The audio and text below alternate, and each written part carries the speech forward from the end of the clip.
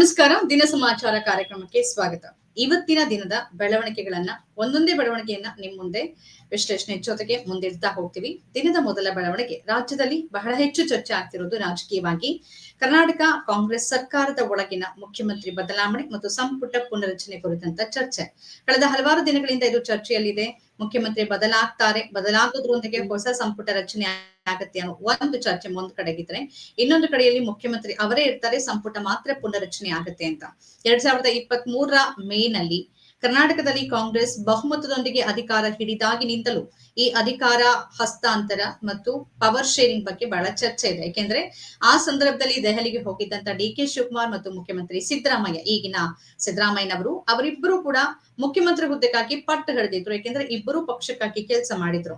ಒಂದು, ಮುಖ್ಯಮಂತ್ರಿ ಸಿದ್ದರಾಮಯ್ಯನವರ ಮಾಸ್ ಚಹರೆ, ಅದರ ಜೊತೆಯಲ್ಲಿ ಅವರ ಸೈದ್ಧಾಂತಿಕ ಬದ್ಧತೆ ಮತ್ತು ಅವರ ನಿಲುವು, ಅವರ ಅನುಭವ ಎಲ್ಲವೂ ಕಾಂಗ್ರೆಸ್ಗೆ ಆ ಸಂದರ್ಭದಲ್ಲಿ ಅಧಿಕಾರ ಹಿಡಿಯೋದಕ್ಕೆ ಸಹಾಯವನ್ನ ಮಾಡಿದ್ರೆ, ಇನ್ನೊಂದು ಕಡೆಯಲ್ಲಿ ಅವರ ಜೊತೆಗೂಡಿ ನಿಜವಾಗಿಯೂ ಜೋಡೆತ್ತ ರೀತಿಯಲ್ಲಿ ಕೆಲಸ ಮಾಡಿದ್ದು ಡಿ.ಕೆ. ಶಿವಕುಮಾರ್. ಪಕ್ಷದ ರಾಜ್ಯಾಧ್ಯಕ್ಷರಾಗಿ ದಿನೇಶ್ ಗುಂಡೂರಾವ್ ಅವರು ಪಕ್ಷವನ್ನ ಡಿ.ಕೆ. ಅವರ ಹೆಗಲಿಗೆ ಹಾಕೋ ಹೊತ್ತಿಗೆ ಸಂಪೂರ್ಣ ಬಡವಾಗಿತ್ತು ಬಹುತೇಕವಾಗಿ ಕರ್ನಾಟಕದಲ್ಲಿ ಕಾಂಗ್ರೆಸ್. ಆದ್ರೆ ಅದನ್ನ ಡಿ.ಕೆ. ಶಿವಕುಮಾರ್ ಅವರು ಅಧಿಕಾರ ಹಿಡಿಯೋ ಲೆವೆಲ್ಗೆ ತೆಗೆದುಕೊಂಡು ಬಂದ್ರು. ಅವರ ಪಕ್ಷ ಸಂಘಟನೆ ಬಗ್ಗೆ ಯಾರಿಗೂ ತಕರಾರುಗಳಿಲ್ಲ. ಅವರ ನಿಲುವುಗಳ ಬಗ್ಗೆ ಕೆಲವರಿಗೆ ತಕರಾರಿರ್ಬೋದು.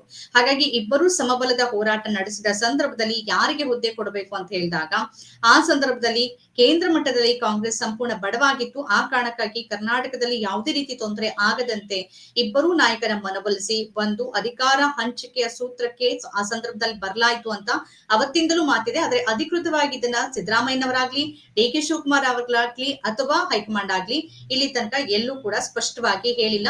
ಅದನ್ನ ಸ್ಪಷ್ಟಪಡಿಸಬೇಕಾಗತ್ತೆ. ಯಾಕೆಂದ್ರೆ ಈ ರೀತಿಯ ಗೊಂದಲ ಪದೇ ಪದೇ ಸೃಷ್ಟಿ ಆಗ್ತಿರೋದ್ರ ಹಿನ್ನೆಲೆಯಲ್ಲಿ ರಾಜ್ಯದ ಜನರನ್ನು ಒಂದ್ ಕಡೆಯಲ್ಲಿ ಕತ್ತಲೆಯಲ್ಲಿಟ್ಟು ಆಡಳಿತಕ್ಕೂ ಒಂದ್ ರೀತಿ ಹಿನ್ನಡೆ ಆಗತ್ತೆ. ಹಾಗಾಗಿ ಅದನ್ನ ಸ್ಪಷ್ಟಪಡಿಸಬೇಕಾಗತ್ತೆ.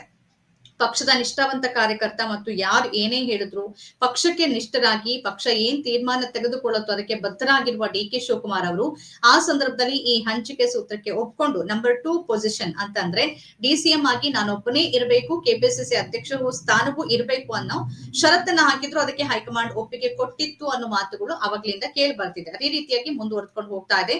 ಅವ್ರು ಕೇಳಿದಂತ ಸಚಿವ ಸ್ಥಾನ, ಬೆಂಗಳೂರು ಅಭಿವೃದ್ಧಿ ಸಚಿವರು, ಹಾಗೇನೆ ಜಲಸಂಪನ್ಮೂಲ, ಇವೆಲ್ಲವೂ ಅವರ ತೆಕ್ಕೆಯಲ್ಲೇ ಇದೆ. ಹಾಗೇನೆ ಕರ್ನಾಟಕ ಪ್ರದೇಶ ಕಾಂಗ್ರೆಸ್ ಅಧ್ಯಕ್ಷರು ಕೂಡ ಅವರಾಗಿ ಮುಂದುವರಿತಾ ಇದ್ದಾರೆ.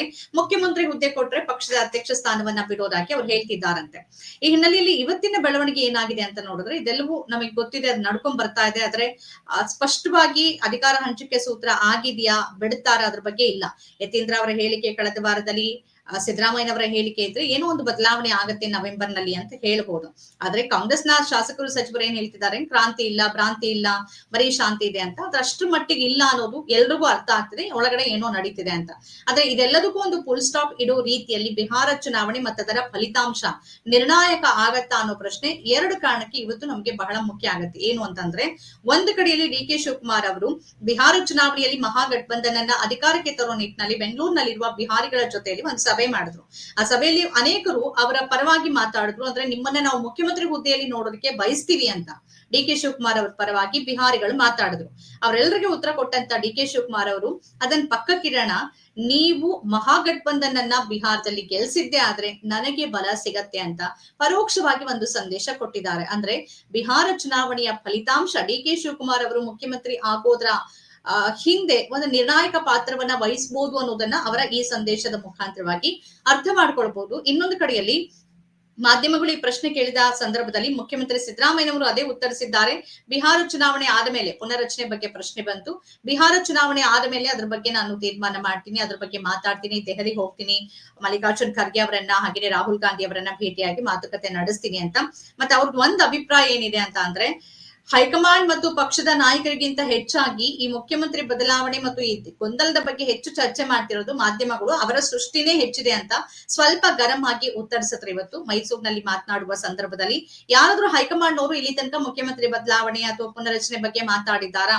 ಹೈಕಮಾಂಡ್ ಅಂತಂದ್ರೆ ಸೋನಿಯಾ ಗಾಂಧಿ ಅವರು, ರಾಹುಲ್ ಗಾಂಧಿ ಅವರು, ಮಲ್ಲಿಕಾರ್ಜುನ್ ಖರ್ಗೆ ಅವರು, ಅವ್ರು ಯಾರು ಮಾತಾಡದೇ ಇದ್ದಾಗ ಮತ್ತೆ ಯಾರು ಮಾತಾಡ್ಬೇಕು, ಯಾಕೆ ಪದೇ ಪದೇ ಇದನ್ನೇ ಚರ್ಚೆಗೆ ತರ್ತೀರಿ ಅಂತ ಅವರು ಗರಂ ಆಗಿನೇ ಪ್ರಶ್ನೆ ಮಾಡಿದ್ರು. ಇದರ ಜೊತೆ ಇನ್ನೂ ಒಂದು ಬೆಳವಣಿಗೆ ಆಯ್ತು. ಏನು ಅಂತಂದ್ರೆ, ಮೈಸೂರಿನಲ್ಲಿ ಅವರು ಮಾತನಾಡೋ ಸಂದರ್ಭದಲ್ಲಿ ಅವರ ಬೆಂಬಲಿಗರು ಅವತ್ತು ದೇವರಾಜ್ ಅರಸು, ಇವತ್ತು ಮುಖ್ಯಮಂತ್ರಿ ಸಿದ್ದರಾಮಯ್ಯ ಅನ್ನೋ ಒಂದು ಹೋಲಿಕೆ ಮಾಡಿದ್ರು. ಇದಕ್ಕೆ ಸ್ವಲ್ಪ ಸಿಟ್ಟಾದ್ರ ಅವರು.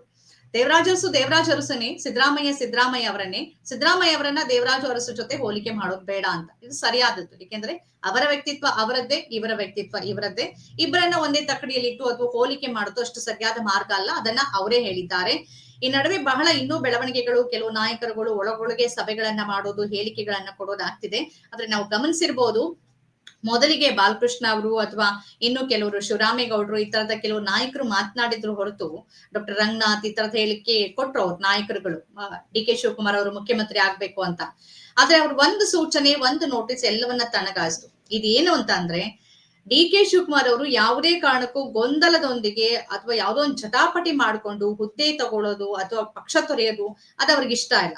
ಶಾಂತಿಯುತವಾಗಿ ಅಧಿಕಾರ ಹಸ್ತಾಂತರ ಆಗಬೇಕು, ಅದು ಸಿದ್ದರಾಮಯ್ಯನವರು ಒಪ್ಕೊಂಡೇ ಆಗ್ಬೇಕು ಅಂತ ಬಯಸಿದಂತಿದೆ. ಮತ್ತು ಈ ಬಿಹಾರ ಚುನಾವಣೆ ಹೊತ್ತಲ್ಲಿ ಪಕ್ಷಕ್ಕೆ ಡ್ಯಾಮೇಜ್ ಆಗುವ ಯಾವುದೇ ಕೆಲಸಕ್ಕೆ ಅವ್ರ ಕೈ ಹಾಕೋದಿಲ್ಲ. ಅದೇ ರೀತಿಯಾಗಿ ಅವರ ನಿಲುವು ಮತ್ತು ಅವರ ಬೆಂಬಲಿಗರಿಗೂ ಕೂಡ ಆ ಸಂದೇಶವನ್ನ ರವಾನೆ ಮಾಡಿದ್ದಾರೆ. ಆದ್ರೆ ಇದು ಹೀಗೆ ಮುಂದುವರಿಯುತ್ತೆ ಅಂತ ಹೇಳೋಕ್ ಆಗೋದಿಲ್ಲ. ಬಿಹಾರ ಚುನಾವಣೆಯ ಫಲಿತಾಂಶದ ನಂತರ ಕಾಂಗ್ರೆಸ್ ಹೈಕಮಾಂಡ್ ಕೂಡ ಒಂದು ಸ್ಪಷ್ಟವಾದ ನಿರ್ಧಾರಕ್ಕೆ ಬರಲೇಬೇಕಾಗತ್ತೆ. ಆ ನಿರ್ಧಾರಕ್ಕೆ ಬರೋದಕ್ಕೆ ಬಿಹಾರದಲ್ಲಿ ಯಾರು ಅಧಿಕಾರ ಹಿಡಿತಾರೆ ಅನ್ನೋದು ಕೂಡ ಪ್ರಮುಖ ಕಾರಣ ಆಗ್ಬಹುದು. ಒಂದ್ ವೇಳೆ ಏನಾದ್ರೂ ಮಹಾಗಠಬಂಧನ್ ಅಧಿಕಾರ ಹಿಡಿದಿದ್ದೇ ಆದ್ರೆ ಕಾಂಗ್ರೆಸ್ ಹೈಕಮಾಂಡ್ಗೂ ಕೂಡ ಬಲ ಬರುತ್ತೆ. ಆ ಸಂದರ್ಭದಲ್ಲಿ ಡಿ ಕೆ ಶಿವಕುಮಾರ್ ಅವರನ್ನ ಹುದ್ದೆಗೆ ತರೋದಕ್ಕೆ ಸಾಧ್ಯ ಆಗತ್ತೆ. ಆದ್ರೆ ಅಧಿಕಾರ ಹಿಡಿದೇ ಇದ್ರೆ ಇರುವ ರಾಜ್ಯದಲ್ಲಿ ಅಧಿಕಾರವನ್ನ ಕಳ್ಕೊಂಡು ಒಂದು ಅತಂತ್ರ ಸ್ಥಿತಿಯನ್ನ ನಿರ್ಮಾಣ ಮಾಡೋದಕ್ಕೆ ಹೈಕಮಾಂಡ್ ಖಂಡಿತ ಬಯಸೋದಿಲ್ಲ.